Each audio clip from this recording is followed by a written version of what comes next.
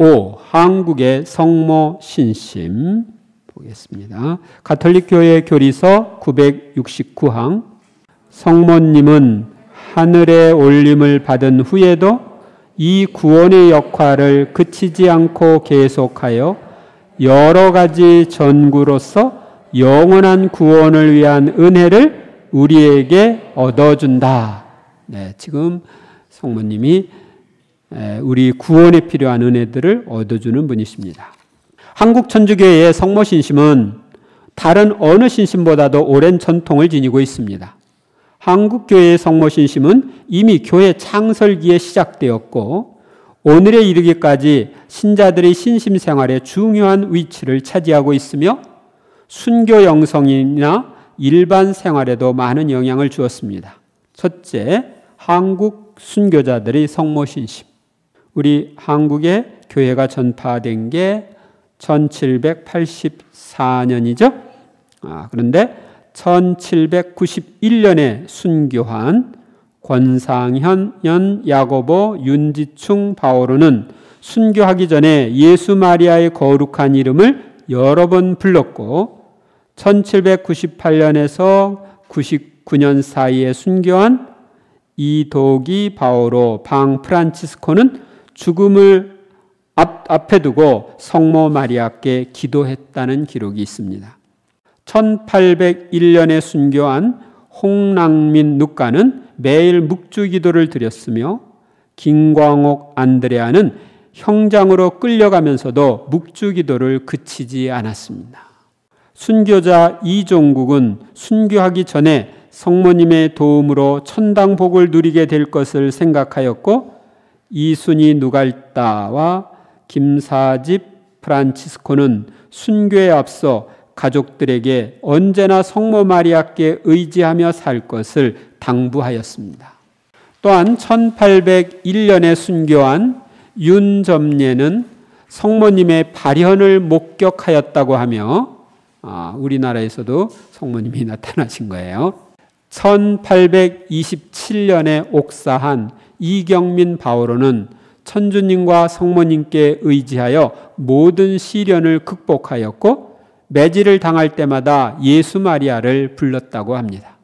그리고 김대건 안드레아 신부님은 나파엘호를 타고 중국으로 항해하는 동안 성모님께 의지함으로써 보호를 받고자 하였습니다. 그래서 성모님 상본을 그 나파엘호에다 딱 부착하고 용감하게 조그만 배로 서해를 건너서 중국까지 갔죠. 둘째, 한국 초기교회 신자들의 성모 신심 증거들. 1801년 신유박해 때 관청에서 압수된 성물과 서적 가운데에는 여러 개의 묵주와 성모 매개경, 이게 성모송이에요. 성모송이에요. 옛날에는 매개경이라고 했어요. 성모송을. 성모 매개경 등의 책자가 있었는데 이는 성모님의 전구로 흔들리지 않는 신앙을 갖고자 하였음을 보여줍니다.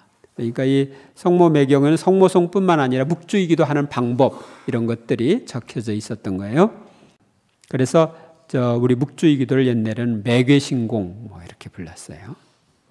또한 초기 신자들의 성모 신심을 보여주는 증거는 동정녀들이 있었다는 것입니다. 신유박해 당시까지 알려진 동정녀로는 윤점례, 아가다, 정순매, 바르바라, 김경애, 조도애, 박성념, 이득임, 문영인, 비비안나 등이 있습니다. 동정녀로 생활하는 이들이 있었던 것은 정결을 강조한 주문모 야고보 신부님의 영향도 있었지만 일생을 동정으로 사신 성모님을 본받고자 하는 성모신심이 있었기 때문입니다. 그리고 1811년에 조선 신자들이 북경 주교님께 보낸 서한에서 성모님의 전구를 통해 조선교회가 재건되길 바란 사실과 제2대 조선 교구장 앵베르 주교님이 1838년 12월에 원죄 없이 잉태되신 성모 마리아를 조선교회의 주보로 정해줄 것을 청한 사실에서도 조선교회의 성모 신심을 엿볼 수 있습니다. 우리 원접신 잉태 교리는 1854년에 선포됐다고 했죠? 근데 그것보다 훨씬 이전에 원죄 없이 잉태되신 성모님을 한국교회의 수호자로 정해달라고 교황님께 건의를 한 것입니다. 그래서 이제 교황님은 그것을 허락합니다.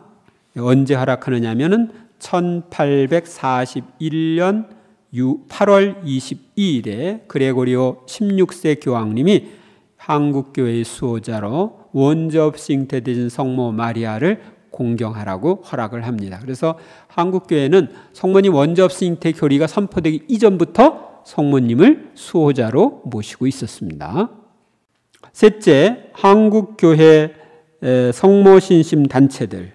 한국의 초기 교회 때부터 활발했던 성모신심으로 인하여 1836년경에는 성모님을 특별히 공경하고 성모님의 전구를 청하기 위하여 묵주의 기도를 바치는 매개회가 설립되었고, 매개회는 이제 로사리오회, 지금 얘기하면 로사리오회죠.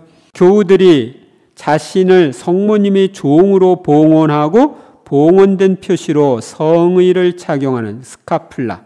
여러분들 스카플라 착용하는 거 있죠?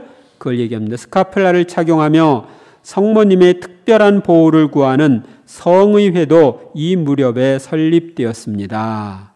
그래서 1836년 박해중에 매개회와 성의회가 설립됩니다. 또한 페레올 주교님과 다블리 신부님은 1846년 11월 2일에 공주 수리치골에서 성모성심회를 설립합니다. 1887년에 간행된 한국교회 지도서에는 성모성심의 매교회 성의회를 교회 내의 공식적인 신심회로 언급하고 있습니다. 20세기 후반에 들어 국제적인 성모신심 단체 중에 파티마의 세계 사도직이 1953년 3월에 도입되었고, 같은 해 5월에는 레지오 마리에가 도입되었습니다.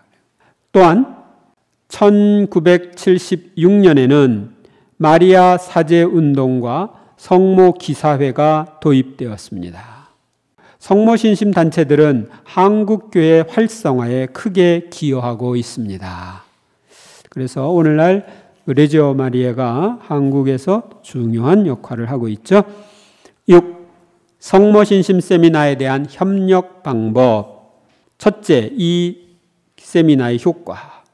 이 세미나에 초대된 여러분은 행복합니다.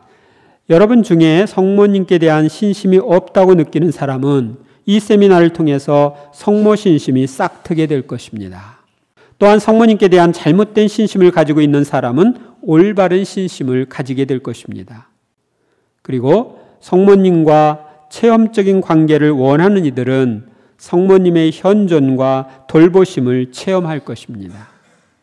아울러 이미 성모님과 체험적인 관계를 맺고 있는 사람은 더욱 깊은 체험적 관계로 들어가고 그분이 자신의 어머니이심을 체험하게 될 것입니다. 그렇게 되고 싶죠? 그러면 그것을 위해서 둘째, 교육 과정이 있습니다. 여러분이 성모님과 새로운 관계를 맺도록 하기 위해서 여러분 앞에는 다음과 같은 과정이 있습니다. 읽어볼까요? 제1주 성모 마리아는 어떤 분이신가? 제2주 구세사에 나타난 성모님의 역할. 제3주 성모 신심을 통한 풍성한 신앙생활. 제4주 봉헌 준비. 제5주 봉헌 예절. 제6주 성모 신심을 성장시키는 방법. 제7주 범이신 성모님. 네. 앞으로 7주간은 한 주간에 한 번씩 여러분들이 와서 교육을 하고, 원래 세미나이기 때문에 1시간 강의하고 1시간 그룹 대화를 하는 것이 원칙입니다. 그 2시간 묵주의 기도까지 해서 2시간 반, 보통 우리가 성모신심 세미나 할 때 그런 교육 과정을 하는데, 그 레지오 단원들이 그룹 대화는 내조 회합 때 서로 소감 나누기로 대신 하는 걸로 하고, 대신 강의를 저녁에 하는 분들은 제가 강의를 조금 더 자세하게 해주고, 낮에 하는 분들은 미사 중에 하기 때문에 강의를 조금 간단하게 해주고 그렇게 할까 합니다. 셋째, 협력 방법. 여러분들이 이 세미나를 통해서 좋은 열매를 거두려면 협력을 해야 되는데, 먼저 세미나에 빠짐없이 성실하게 참석하십시오. 아시겠습니까? 이게 빠지면 이 고리처럼 연결되어야 되는데 서로 연결이 되지 않아서 효과를 제대로 발휘할 수가 없습니다. 그래서 빠짐없이 참석하도록 권합니다.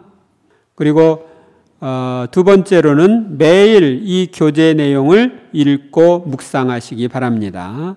하루에 15분 이상 이 교재 내용을 읽고 묵상하세요. 그리고 자신과 참석자들이 변화될 수 있도록 기도하시기 바랍니다. 가능하다면 매일 미사에 참여하고 영성체하고 묵주의 기도를 하면 좋겠습니다. 그리고 미사 전이나 후에 시간을 내어서 성체조배하면서 이 내용을 묵상하시면 좋고, 묵주의 기도도 5단뿐만 아니라 20단씩 매일 하셔도 아무 말 안 합니다.